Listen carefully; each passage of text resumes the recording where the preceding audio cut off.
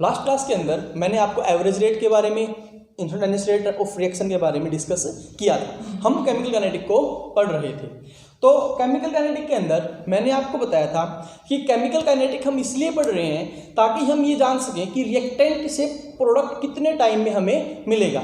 मैंने आपको last class के अंदर डिस्कस ये भी किया था, थर्मोडायनेमिक्स हमें ये बताता है कि कोई रिएक्शन होगी या नहीं होगी। थर्मोडायनेमिक्स हमें ये बताएगा कि कोई रिएक्शन होगी कि नहीं होगी, लेकिन काइनेटिक हमें क्या बताएगा? काइनेटिक हमें ये बताता है कि कोई रिएक्शन यानी कि रिएक्टेंट कितने टाइम में प्रोडक्ट में कन्वर्ट होगा। तो वहां पे मैंने डिस्कस किया था आपके सामने रेट ऑफ रिएक्शन के बारे में। मैंने रेट ऑफ रिएक्शन के बारे में वीडियो अपलोड किया, आप उसको लास्ट वीडियो के अंदर जाके भी देख सकते हैं। फिर उसके बाद मैंने एवरेज रेट, इंस्टेंटेनियस रेट और इनिशियल रेट ऑफ रिएक्शन के बारे में डिस्कस किया था। मैंने आपको बताया था कि जो रेट ऑफ रिएक्शन है, रेट ऑफ रिएक्शन जो है, रेट ऑफ रिएक्शन 3 टाइप की होती है।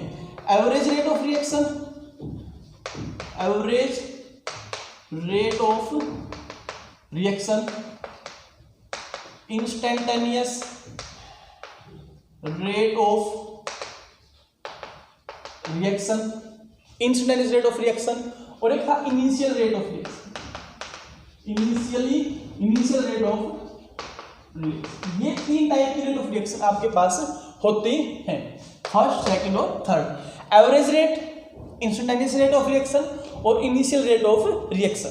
एवरेज रेट क्या होता है, मैं थोड़ा सा और डिस्कस करना चाहूंगा। मान लो आपके पास कोई रिएक्टेंट आर है और टाइम जब आपके पास इनिशियली जब टाइम 0 था तो इनिशियली इसके पास 5 मोल थे और इसकी कुछ भी अमाउंट नहीं थी।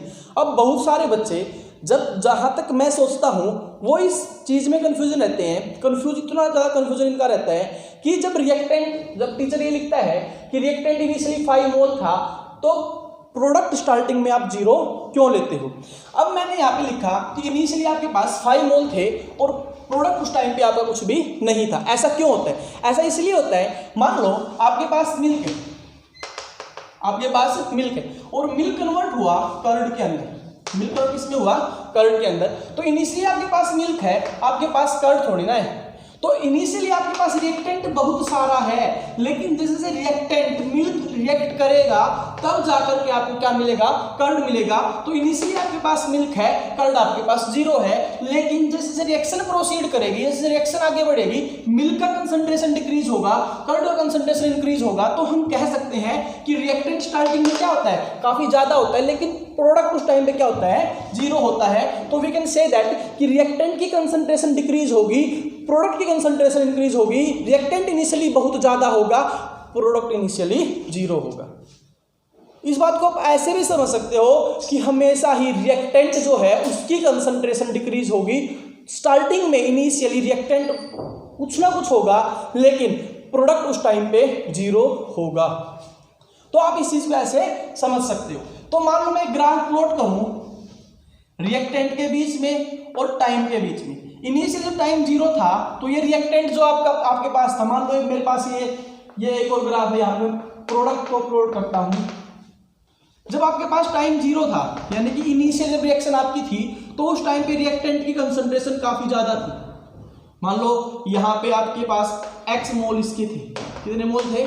x मोल आपके पास इसके थे, तो काफी ज्यादा था, ये यहाँ पे था। लेकिन अब इनिशियली प्रोडक्ट की बात करूं तो टाइम 0 था, तो आपके पास तो जो प्रोडक्ट था वो कुछ भी नहीं था, मतलब वो क्या था? 0 था।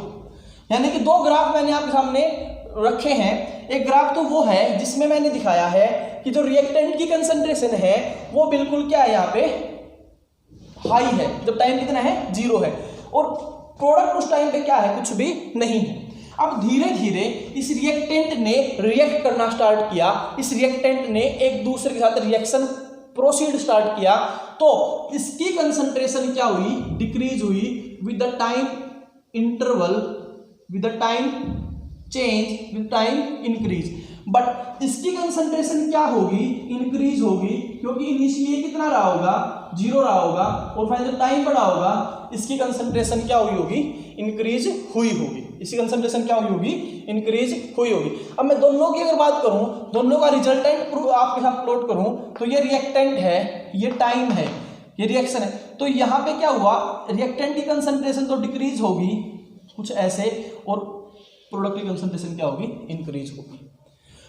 तो सिमिलर वे में हम ऐसा बोल सकते हैं कि रिएक्टेंट तो डिक्रीज होता है और प्रोडक्ट क्या होता है, इंक्रीज होता है। अगली बात मैं बोल दूं, मैं आपको अगर कहूं यहाँ पे कुछ ना कुछ कंसंट्रेशन रही होगी एक्स डैश, यहाँ पे कुछ कंसंट्रेशन रही होगी उसकी एक्स डबल डैश, यहाँ पे कुछ ना कुछ टाइम रहा होगा उसका 5 मिनट, यहाँ पे रहा होगा कुछ 10 मिनट ऐसे। तो ये कंसंट्रेशन यहाँ पे इतनी है फाइनली, और इनिशियली ये इतनी है। मान लो ये एक्स, मैं इसको अगर मैं मान लूँ इसको 5 मोल मान लूँ, और मैं इसको यहाँ पे मान लूँ कि ये 5 मोल, ये 4 है, ये 3 है, नीचे 2 है, ये 1 है। तो फाइनली इसकी कितनी अमाउंट है, 2 मोल, और इनिशियली कितनी अमाउंट है उसकी 3 मोल। इस टाइम पे इस टाइम पे उसकी अमाउंट कितनी है, 3 मोल है, और इस टाइम पे उसकी अमाउंट कितनी है, 2 मोल है।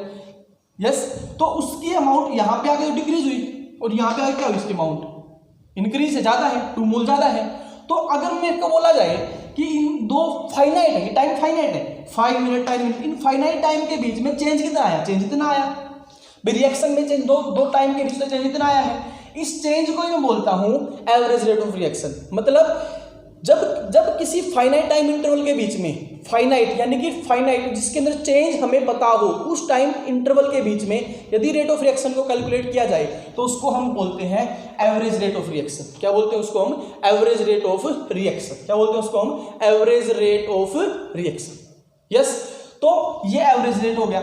लेकिन मैं आपसे पूछूं किसी पर्टिकुलर टाइम के ऊपर, मान लो ये टाइम है, इस टाइम के ऊपर उसमें कितना चेंज आया, तो उसी को बोलता हूं मैं इंस्टेंटेनियस रेट ऑफ रिएक्शन। मतलब जो चेंज आएगा किसी एक पर्टिकुलर टाइम पे, जो चेंज आया किसके अंदर, रेट ऑफ रिएक्शन के अंदर, उसी को मैं बोलता हूं instantaneous rate of reaction.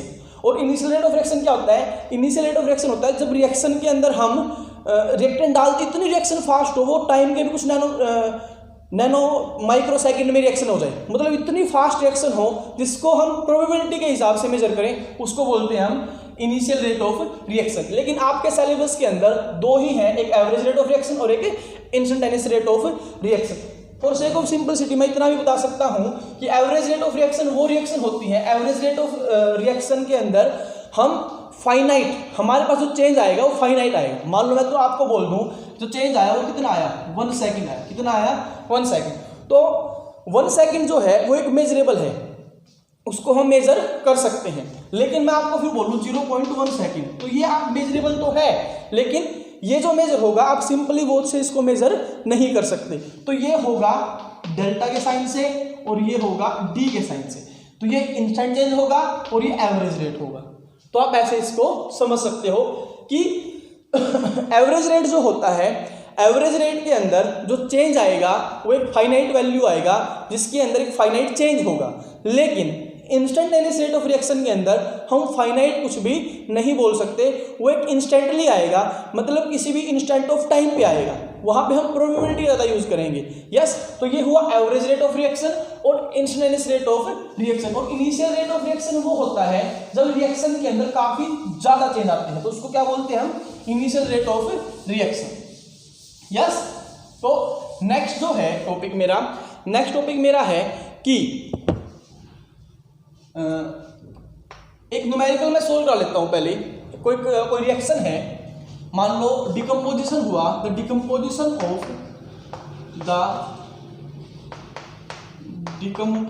Of 2N2O5 किसके अंदर, NO2 के अंदर और O2 के अंदर हुआ। किसके अंदर हुआ, NO2 के अंदर और O2 के अंदर हुआ। ये 4NO2 और ये O2, इसके अंदर डिकम्पोजिशन हुआ।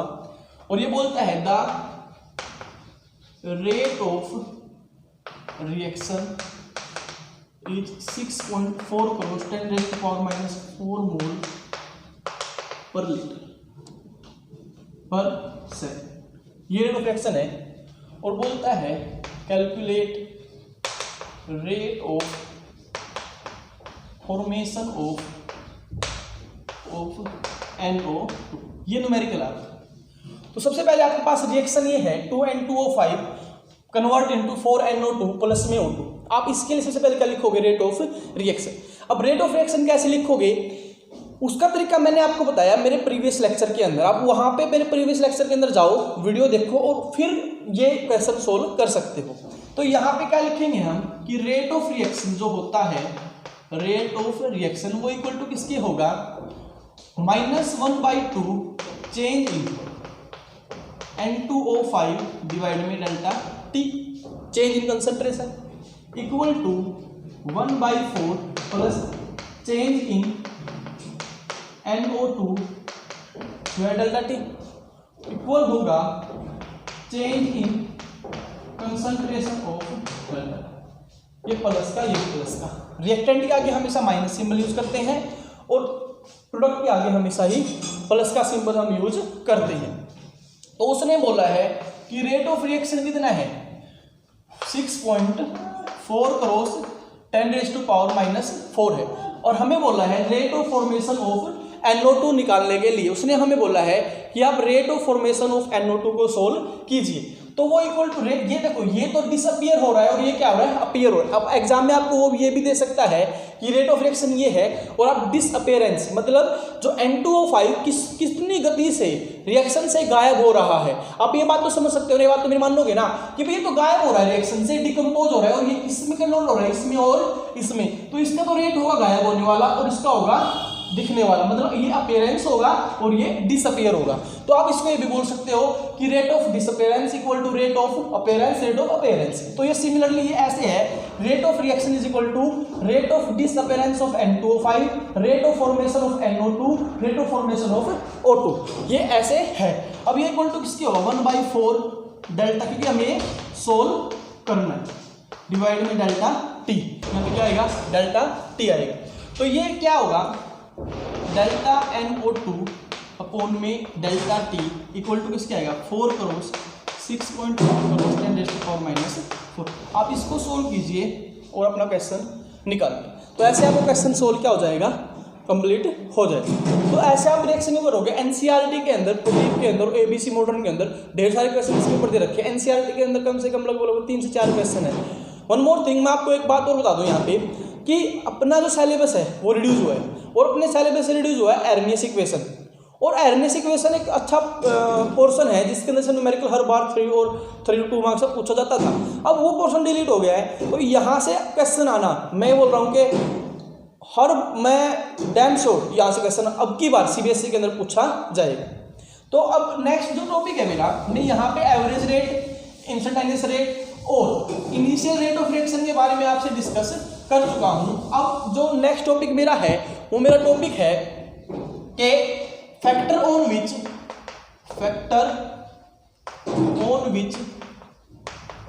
रेट ऑफ रिएक्शन डिपेंड, वो फैक्टर जिनके ऊपर रेट ऑफ रिएक्शन क्या करती है, डिपेंड करती है। Factor on which rate of reaction depend, वो फैक्टर जिनके ऊपर रेट ऑफ रिएक्शन क्या करती है, डिपेंड करती है। वो फैक्टर हमें अभी यहाँ पे पढ़ने। तो फर्स्ट फैक्टर जो होता है वो होता है रेट ऑफ रिएक्शन, वो होता है effect of concentration on rate of reaction. First factor होता है वो होता है कंसंट्रेशन का इफेक्ट इसके ऊपर, रेट ऑफ रिएक्शन के ऊपर। तो सेकंड इफेक्ट होता है वो होता है इफेक्ट ऑफ टेम्परेचर,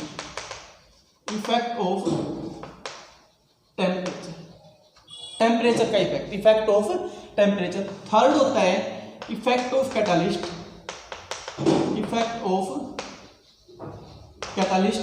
कैटालिस्ट का इफेक्ट। और फोर्थ होता है इफेक्ट ऑफ सरफेस एरिया। और लास्ट जो होता है वो होता है यूवी रेडिएशन का, तीन इफेक्ट आपके पास, 4 इफेक्ट, 5 इफेक्ट आपके पास हैं, लेकिन ये आपके सिलेबस में है ही नहीं। बस एक ही इफेक्ट है, ये रिड्यूस हो गया, ये सिलेबस आपका क्या हुआ है, रिड्यूस हुआ है। तो आपके सिलेबस में कौन है, effect of concentration of rate of reaction, ये आपका टॉपिक है और इसी के बारे में मैं डिस्कस करूंगा। Effect of concentration of rate of reaction, क्या इफेक्ट होता है किसका, कंसंट्रेशन का रेट ऑफ रिएक्शन के ऊपर। अब देखो मैं यहाँ पे आपके सामने एक बात है, एक प्रश्न है कि यहाँ पे इसने लिखा है effect of concentration on rate of reaction, मतलब खाली अगर मैं यहाँ पे लिखूं कि rate of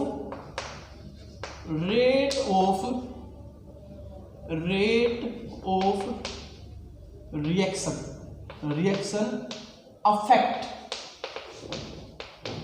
only by concentration of reaction. अब एक क्वेश्चन यहां पे बनता है मन में, मैंने क्या लिखा है कि रेट ऑफ रिएक्शन जो है ना वो डिपेंड करेगी, वो अफेक्ट करेगी खाली किसके ऊपर डिपेंड करेगी, concentration of reactant only.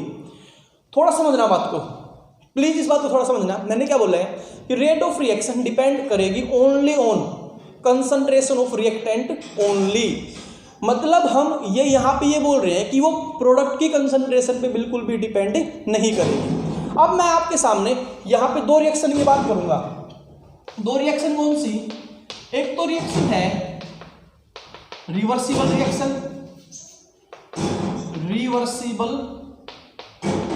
Reaction और एक आपके पास है इरिवर्सिबल रिएक्शन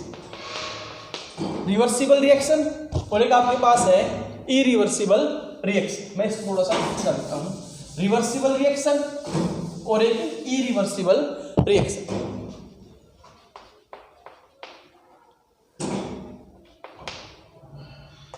रिवर्सिबल रिएक्शन और है रिवर्सिबल रिएक्शन और एक इरिवर्सिबल रिएक्शन। रिवर्सिबल रिएक्शन कौन सी होती है, जिसमें रिएक्टेंट प्रोडक्ट में जा सके और प्रोडक्ट भी रिएक्टेंट में आ सके, वो रिएक्शन होती है हमारी reversible reaction.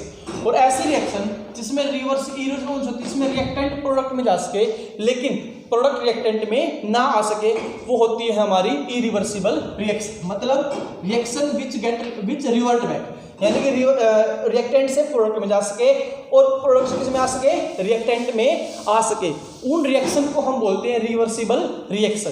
For example burning of candle,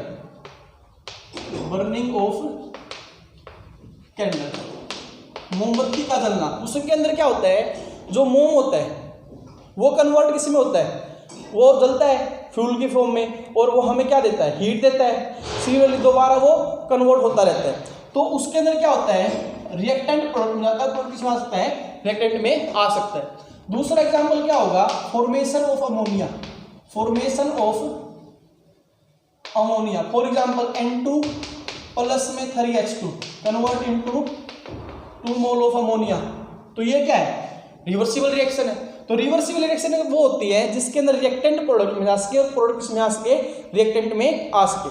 generally आपने इसके बारे में पढ़ा था इक्विलिब्रियम के अंदर, इक्विलिब्रियम चैप्टर था एक +1 का, उसके अंदर आपने पढ़ा था 11 के अंदर। इक्विलिब्रियम के अंदर आपने पढ़ा था रिवर्सिबल रिएक्शन के बारे में। इरिवर्सिबल रिएक्शन कौन सी होती है, जिसमें रिएक्टेंट प्रोडक्ट में जा सके लेकिन प्रोडक्ट दोबारा रिएक्टेंट में ना आ सके। फॉर एग्जांपल मिल्क से कर्ड में जाना, बर्निंग ऑफ कोक, कोयले का जलना, वो एक ऐसी प्रोसेस है जो रिएक्टेंट से प्रोडक्ट में जाएगा लेकिन प्रोडक्ट से रिएक्टेंट में नहीं आएगा। कैसे, मिल्क से दही बन सकती है लेकिन दही से मिल्क नहीं बन सकता। यस, तो ये सभी क्या है, इरिवर्सिबल रिएक्शन है। तो रिवर्सिबल रिएक्शन के अंदर हमने एक लॉ ऑफ मास एक्शन को पढ़ा था। किसको पढ़ा था, law of mass action, law of mass action. I hope आप सभी को इसके बारे में पता होगा। लॉ ऑफ मास एक्शन क्या था, लॉ ऑफ मास एक्शन ये बोलता था कि अगर A मोल ऑफ A है, B मोल ऑफ B है, C मोल ऑफ C है और D मोल ऑफ D है। If A mole of A है, B मोल ऑफ B है, C मोल ऑफ C है और D मोल ऑफ D है, तो जो रेट ऑफ रिएक्शन होगा वो डायरेक्टली प्रोपोर्शनल टू किसके होगा, concentration of product raise to power their stoichiometric coefficient, C stoichiometric coefficient molar इनका प्रोडक्ट होगा, यानी कि इसकी कंसंट्रेशन इसकी कंसंट्रेशन, प्रोडक्ट में जो कंसंट्रेशन है, प्रोडक्ट में जितनी भी कंसंट्रेशन है उनकी मल्टीप्लाई और पावर में क्या जाएगा, उनका स्टोचियोमेट्रिक कोफिशिएंट डिवाइड में concentration of A raise to power their stoichiometric coefficient A, concentration of B raise to power their stoichiometric coefficient B. This is law of mass action. ये law of mass action था। ये किसने दिया था, ये वागे ने दिया था, किसी ने गुल्डबर्ग और वागे ने इसको बताया था इसके बारे में। अब यहाँ पे हम क्या करते हैं, rate of reaction is equal to K E Q, इसको बोलते थे हम इक्विलिब्रियम कांस्टेंट। क्या बोलते थे, इक्विलिब्रियम कांस्टेंट। जब भी हम डायरेक्टली प्रोपोर्शनल का साइन हटाएंगे तो उसकी जगह पे एक इक्विलिब्रियम कांस्टेंट का साइन लेके आएंगे, एक कांस्टेंट का साइन लेके आएंगे, कोई कांस्टेंट टर्म होगी, टर्म है टर्म। अब ये C raise to power C, D raise to power D upon में A raise to power A और B raise to power B. Yes, ये था लॉ ऑफ मास एक्शन। क्या था ये, लॉ ऑफ मास एक्शन। ये आपका लॉ ऑफ मास एक्शन था। मान लो मैं इस रिएक्शन के लिए लिख के दिखाऊं, जो रिएक्शन ये ऊपर रिएक्शन लिखी हुई है N2 + 3H2 converted to NH3, तो इसके लिए क्या लिखूंगा मैं, rate of reaction directly proportional to, या फिर इसको हटाऊं equal to K E Q. तो क्या था, NH3 उसका स्टोचियोमेट्रिक कोएफिशिएंट कितना, 2 डिवाइड, अभी यहाँ पे कुछ है ही नहीं तो मल्टीप्लाई में कुछ जाएगा ही नहीं। नीचे N2 की कंसंट्रेशन मल्टीप्लाई में H2 की concentration raise to power 3। This is law of mass action. मतलब क्या है, मतलब ये है रेट ऑफ रिएक्शन डिपेंड कर रहा है प्रोडक्ट की कंसंट्रेशन पे, और रेट ऑफ रिएक्शन डिपेंड कर रहा है किसके ऊपर, कंसंट्रेशन ऑफ रिएक्टेंट के ऊपर। क्यों, क्योंकि रिवर्सिबल रिएक्शन के अंदर जितना मायना रिएक्टेंट रखता है उतना ही मायना कौन रखता है, प्रोडक्ट भी रखता है। जितने मायने रिएक्टेंट रखेगा उतने मायने कौन रखेगा, प्रोडक्ट भी रखेगा। लेकिन इरिवर्सिबल रिएक्शन के अंदर रिएक्टेंट से प्रोडक्ट बन रहा है तो लेकिन प्रोडक्ट रिएक्टेंट में नहीं आता, तो सारी रिएक्शन डिपेंड किस पे करेगी, रिएक्टेंट की कंसंट्रेशन पे करेगी, खाली रिएक्टेंट की कंसंट्रेशन पे करेगी। मैं आपको पहले बोल चुका हूं कि केमिकल काइनेटिक के अंदर हमें जो भी रिएक्शन पढ़नी है हमें इरिवर्सिबल रिएक्शन मान करके पढ़ना है। तो जब इरिवर्सिबल रिएक्शन है और इरिवर्सिबल रिएक्शन के अंदर रिएक्टेंट से प्रोडक्ट में जा सकता है लेकिन प्रोडक्ट रिएक्टेंट में नहीं आ सकता, तो मैं ये कहूंगा कि खाली डिपेंड किसके ऊपर करेगा, रिएक्टेंट के ऊपर। खाली किसके ऊपर, रिएक्टेंट के ऊपर। तो मैं सिंपली से कह सकता हूं, simply says that the rate of reaction in kinetic depend upon only concentration of reactant. और मैं कहता हूं कि रेट ऑफ रिएक्शन जो होगा किसके अंदर, काइनेटिक के अंदर, किसके अंदर, काइनेटिक के अंदर, वो क्या होगा, rate of reaction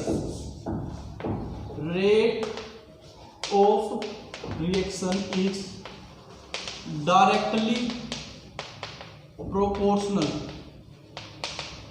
to concentration of reactant only. अब एक बात हम पढ़ते हैं यहाँ पे, क्या पढ़ते हैं, मान लो आपके पास कोई रिएक्शन है, लेट अस कंसीडर कोई आपके पास रिएक्शन है A + B + C कन्वर्ट हुआ प्रोडक्ट। अब मैं प्रोडक्ट के अंदर किसी प्रकार का भी कोई भी मैं DEF यूज नहीं कर रहा हूं। मैं यूज इसलिए नहीं कर रहा हूं यहाँ पे क्योंकि वो प्रोडक्ट में चाहे कुछ भी बनता रहे, क्योंकि वो प्रोडक्ट की कंसंट्रेशन पे डिपेंड करता ही नहीं, वो खाली डिपेंड किस पे करता है, रेट ऑफ रिएक्टेंट, खाली रेट डिपेंड करता है रिएक्टेंट की कंसंट्रेशन के ऊपर। अब यहाँ पे ऐसा बोलता है वो कि rate of reaction directly proportional to जो कंसंट्रेशन है किसकी, रिएक्टेंट की, A। Rate of reaction is directly proportional to concentration of A raise to power their order, where P is order of reaction with respect to A। अब यहाँ पे इतना confusion आया क्योंकि जब मैंने लॉ ऑफ मास एक्शन किया था, याद करो, मैंने यहाँ पे लिखा था A mole of A, B mole of B convert into C mole of C plus में D मोल ऑफ D। यहाँ पे मैंने लिखा rate of reaction directly proportional to C raise to power C। तो इस C के power में C गया था और उस D की पावर में D गया था, A के पावर में A गया और B के पावर में कौन गया, B गया था।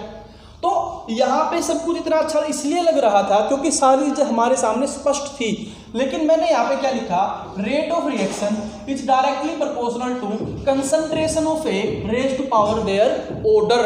अब ये P कहाँ से आया और इस ऑर्डर का मतलब क्या है? इतना कन्फ्यूजन है कि बच्चे समझ ही नहीं पाते स्टार्टिंग में। तो ये ऑर्डर क्या है, ये कहाँ से आया? तो अगर आप इस ऑर्डर को समझना चाहोगे तो धीरे धीरे आपको मेरे साथ जुड़ना होगा और आपको समझना होगा कि ऑर्डर एक्चुअली है क्या। तो थोड़ा सा आपको वेट करना पड़ेगा। अभी मैं डिस्कस करूंगा इसी लेक्चर के अंदर कि ऑर्डर एक्चुअली है क्या। तो सिमिलर वे में मैं कहता हूं कि रेट ऑफ रिएक्शन में बताऊंगा कि ऑर्डर कहां से आया, कैसे आया और क्यों आया और हमें किस ऑर्डर की बात करनी है। मैं बताऊंगा ऑर्डर को हम कैसे कैलकुलेट कर सकते हैं। डिस्कस करूंगा why we need order, how we use order, what we study about order. मैं सब कुछ डिस्कस करूंगा ऑर्डर के ऊपर कि ऑर्डर ऑफ रिएक्शन है क्या, ऑर्डर ऑफ रिएक्शन को क्यों पढ़ते हैं, कैसे पढ़ना है और क्या हमें इसके बारे में पढ़ना होगा। अब rate of reaction directly proportional to concentration of B raise to power Q, where Q is again order of reaction with respect to B. आप इसको ऐसे लिख सकते हैं। सिमिलर वे में रेट ऑफ रिएक्शन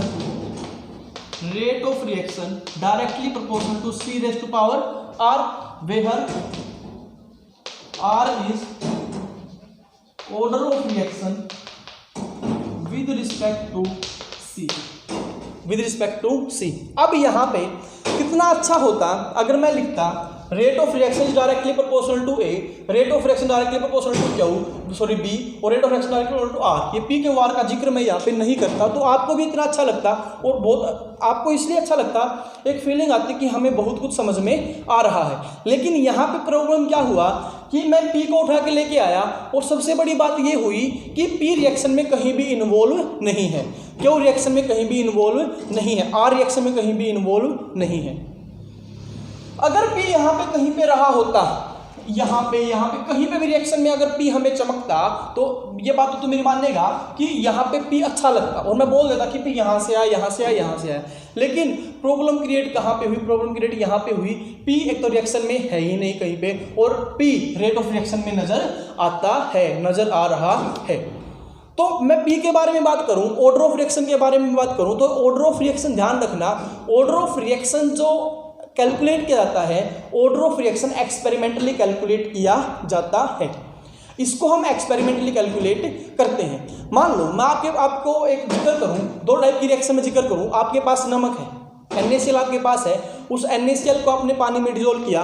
तो पानी में डिजोल्व करने के बाद आपने देखा कि NaCl कंप्लीटली NaCl पूर्णतः NaCl डिसोसिएट हो गया पानी के अंदर, वाटर के अंदर NaCl क्या हुआ? डिसोसिएट हो गया।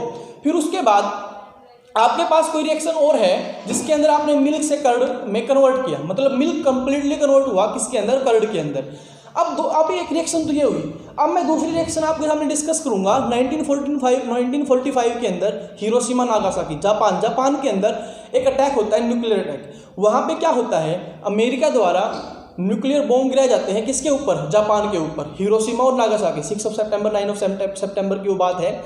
उसके अंदर वहाँ पे जापान के अंदर हिरोशिमा और नागासाकी के अंदर न्यूक्लियर बॉम्ब गिराए जाते हैं। तो आप आज भी एक बात पढ़ते होंगे कि वहाँ पे इतनी रेडिएशन का सेपरेट हुआ, इतनी रेडिएशन वहाँ पे फैली कि आज भी वहाँ पे वो रेडिएशन न्यूक्लियर रिएक्टर की हेल्प से मेजर की जाती है, यानी कि वहाँ पे आज भी वो रिएक्शन प्रोसीड कर रही है। अगर मैं बात करूँ तो एग्जैक्टली वहाँ पे कम से कम 60 से 70 साल की बात है वो, 70 साल की बात है वो, जब वहाँ पे जब वो न्यूक्लियर रिएक्शन स्टार्ट हुई थी और वो रिएक्शन आज भी हमें मिल रही है, तो इसका मतलब क्या हुआ, वो रिएक्शन कंप्लीटली वहाँ पे रिएक्टेंट कन्वर्ट नहीं हुआ किसके अंदर, प्रोडक्ट के अंदर, यानी कि रिएक्शन क्या कर रही है, प्रोसीड कर रही है। यानी कि आपके पास कुछ रिएक्शन ऐसी हैं जो रिएक्शन क्या कर रही हैं, जो रिएक्शन फास्ट है और बहुत ईजिली क्या होती हैं, डिसोसिएट हो जाती हैं और रुक जाती हैं। लेकिन कुछ रिएक्शन ऐसी होती हैं जो चलती रहती हैं वो और सो चल रही हैं। फॉर एग्जांपल, आप अपने घरों के आसपास कोई पेड़ देखते हैं, कोई वृक्ष देखते हैं, कोई ट्री देखते हैं, तो आप सोचते हैं वो कितना बड़ा है, वो कितना हैवी है, उसको, उस ट्रीज़ को हमारे फादर ने भी देखा, हमारे ग्रैंडफादर ने भी देखा और उसको हम देखते आ रहे हैं। इसका मतलब क्या है, उसके अंदर जो रिएक्शन हो रही है वो रिएक्शन लंबी चल रही है, वो बहुत काफ़ी लंबी चल रही है रिएक्शन। तो वो क्या है, वो ऑर्डर है, रिएक्शन का वो एक ऑर्डर है जिसको हम एक्सपेरिमेंटली कैलकुलेट करते हैं। कैसे कैलकुलेट करते हैं, एक्सपेरिमेंटली। तो जो भी ऑर्डर ये है पी क्यू आर, इसको हम एक्सपेरिमेंटली कैलकुलेट करते हैं। ये रिएक्शन के मोड के ऊपर डिपेंड करता है कि रिएक्शन किस मोड में चल रही है, रिएक्शन किस मोड में चल रही है। ऑर्डर की वैल्यू होगी first order, second order, third order, fourth order, ये रेयर होता है थर्ड और फोर्थ ऑर्डर तो, लेकिन ये फ्रैक्शन भी होगा। जनरली हमें जीरो, फर्स्ट और सेकंड ऑर्डर की रिएक्शन मिलती है। वो डिपेंड करती है रिएक्शन के मोड के ऊपर कि रिएक्शन कितने लंबी चल रही है, रिएक्शन कहाँ तक चली, रिएक्शन स्लो हुई, रिएक्शन फास्ट हुई, तो वो ऑर्डर होता है रिएक्शन का। तो ऑर्डर के बारे में आगे हम फुल डिस्कस करेंगे। और जनरल आप जैसे जैसे आप आगे रिएक्शन के अंदर, यूनिट के अंदर प्रोसीड करोगे, आप ऑर्डर से फैमिलियर भी हो जाओगे, आप वेल फैमिलियर हो जाओगे किसके साथ, ऑर्डर के साथ, कि रिएक्शन का ऑर्डर क्या है, रिएक्शन किस ऑर्डर की है। तो एक बात और डिस्कस करूंगा, जब आपने लॉ ऑफ मास एक्शन पढ़ा, क्या पढ़ा, लॉ ऑफ मास एक्शन, वहां पे आपने बात की किसकी, स्टोइचियोमेट्रिक कोफिशिएंट की। लेकिन जब आप यहां पे बात कर रहे हो किसकी, rate of reaction directly proportional to A raise to power P, rate of reaction directly proportional to B raise to power Q, rate of reaction directly proportional to C raise to power R, तो मैं generally इसको ये लिख सकता हूं कि rate of reaction directly proportional to A raise to power P, B raise to power Q और C raise to power R, where P, Q,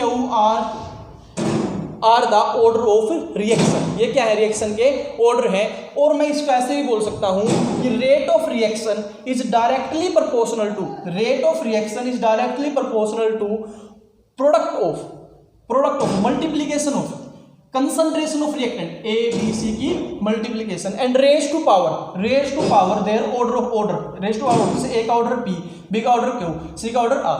तो ये क्या होगा हमारा रेट लॉ, क्या होगा हमारा रेट लॉ, ये रेट लॉ होगा हमारा। रेट लॉ क्या बोलता है, रेट लॉ बोलता है, लिख भी सकते हो आप, rate of reaction is directly proportional to product of reactant and raise to power their order is known as rate law. वो क्या होगा आपका रेट लॉ। अब मान लो मेरे पास कोई एक और रिएक्शन है, कोई रिएक्शन मेरे पास है, मान लो ये रिएक्शन मेरे पास है PCl5 H2 plus I2 convert into 2H2, या फिर ऐसे ले लो इसको, half H2 half I2 convert into H। तो मैं इसके लिए रेट लॉ लिखूं, रेट लॉ क्या लिखूंगा कि जो रेट ऑफ रिएक्शन होगी वो डायरेक्टली प्रोपोर्शनल टू किसकी होगी, प्रोडक्ट ऑफ, मतलब मल्टीप्लीकेशन किसकी, जो रिएक्टेंट की कंसंट्रेशन है। दिस इज स्टोइचियोमेट्रिक कोफिशिएंट, स्टोइचियोमेट्रिक कोफिशिएंट का रेट लॉ के अंदर कोई भी जिक्र नहीं होगा। ध्यान रखना, लॉ ऑफ मास एक्शन में स्टोइचियोमेट्रिक कोफिशिएंट की जरूरत पड़ेगी, लेकिन रेट लॉ के अंदर किसी भी स्टोइचियोमेट्रिक कोफिशिएंट की जरूरत आपको नहीं पड़ेगी और ना ही आपको वो लिखना है। तो मैं क्या लिखूंगा, rate of reaction is directly proportional to H2 का concentration raise to power their order, I2 का concentration raise to power their order. This is known as rate law. अगर मैं एक दो रिएक्शन और आपके सामने लिखने की कोशिश करूं तो आप समझने की कोशिश करना, प्लीज समझने की कोशिश करना कि जैसे मान लो आपके पास कोई रिएक्शन ये है N2 plus 3H2 convert into 2NH3। मैं इसके लिए लॉ ऑफ मास एक्शन भी लिखूंगा और इसके लिए रेट लॉ भी लिखूंगा। मैं इसको रिवर्सिबल मान के भी चल रहा हूं और इसको इरिवर्सिबल मान के भी चल रहा हूं। तो अगर रेट लॉ की बात करूं, रेट लॉ की मैं बात करूं तो रेट लॉ तो खाली डिपेंड किस पे करता है, कंसंट्रेशन ऑफ रिएक्टेंट। तो rate of reaction is directly proportional to product किसकी, N2 की किसके साथ, H2 के साथ। देखना, इसका ऑर्डर P मान लिया, इसका ऑर्डर Q मान लिया, इसका ऑर्डर P, इसका order Q, this is known as rate law. मैंने जिक्र ही नहीं किया यहाँ पे जिक्र ही नहीं किया किसका, 1 का और 3 का, ना ही मैंने अमोनिया का जिक्र किया, क्योंकि रेट लॉ के अंदर खाली डिपेंड करता है रेट ऑफ रिएक्शन किसके ऊपर, रिएक्टेंट ओनली, खाली रिएक्टेंट की कंसंट्रेशन पे डिपेंड करता है। ये बात अपने मन में बिठा लो। रेट लॉ के अंदर स्टोचियोमेट्री का कोई भी इंपॉर्टेंस नहीं है, कोई भी इंपॉर्टेंस आगे आएगा, बताऊंगा मैं कौन सी रिएक्शन के अंदर आएगा, लेकिन लॉ ऑफ मास एक्शन के अंदर इंपॉर्टेंस है। रेट लॉ के अंदर कोई इंपॉर्टेंस नहीं, रेट लॉ डिपेंड करता है ऑर्डर ऑफ रिएक्शन के ऊपर कि रिएक्शन का ऑर्डर क्या है, रिएक्शन का मोड क्या है।